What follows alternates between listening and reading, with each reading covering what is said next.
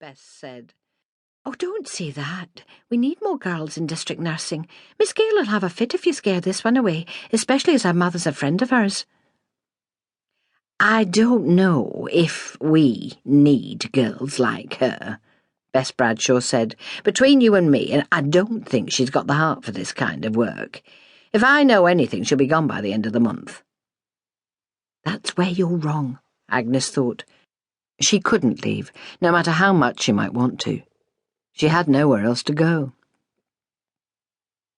Dotty led her along the landing and opened the door to a bedroom.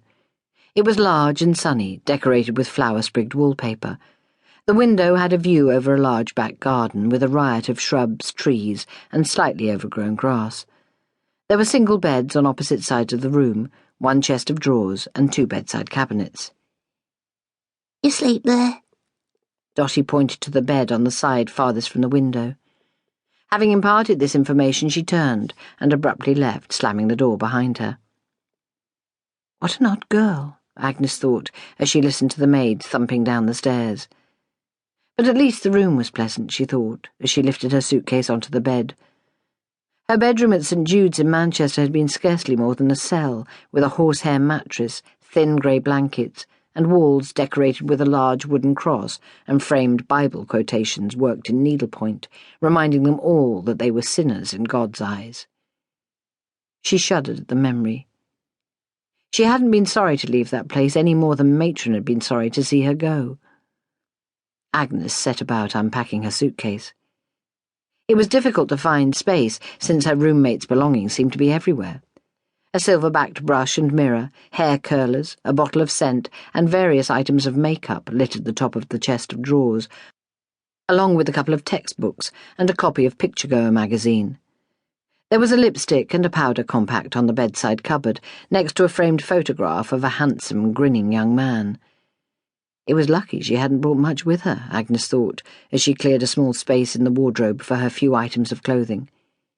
She'd left most of her belongings behind at St. Jude's, along with her old life. But she hadn't left her photographs behind, and she was thankful for that as she took out her favourite and gazed at it, losing herself for a moment in the warm memory. It had been taken when she was 10 years old. There were her parents and her sister Vanessa, just 15, and already blooming into a beautiful young woman. As usual, her sister was at their mother's side, both of them slim, fair, and elegant, like 2 peas in a pod. Agnes was more like her father, with her chestnut hair and bright brown eyes. He stood with one arm around her shoulders, smiling into the camera. Dr. Charles Sheridan, respected GP, handsome and confident, he'd always been Agnes's hero. And there in the middle of them all was her darling brother Peter, 17 years old, posing with his cricket bat as if he didn't have a care in the world. Who could ever have imagined that 2 years later the Great War would take him away from them, or that the same war would destroy her father's indomitable spirit, so that even now, 7 years after the armistice, he was still haunted by dreadful nightmares. Poor Daddy, Agnes thought.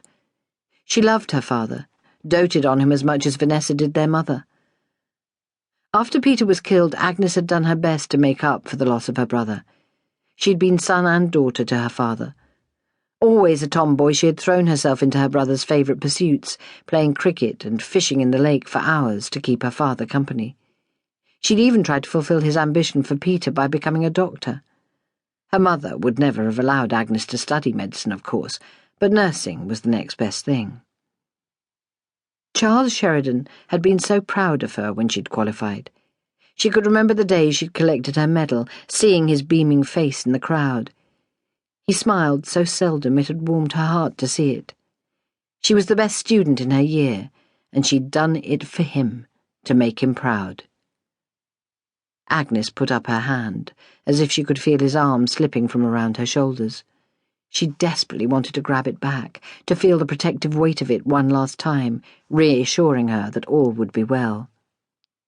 But it was gone, and she knew it would be a long time before she felt that reassurance again. She finished unpacking and then quickly wrote a note to her mother, letting her know she'd arrived safely. She wasn't sure if she would read it, but it comforted Agnes.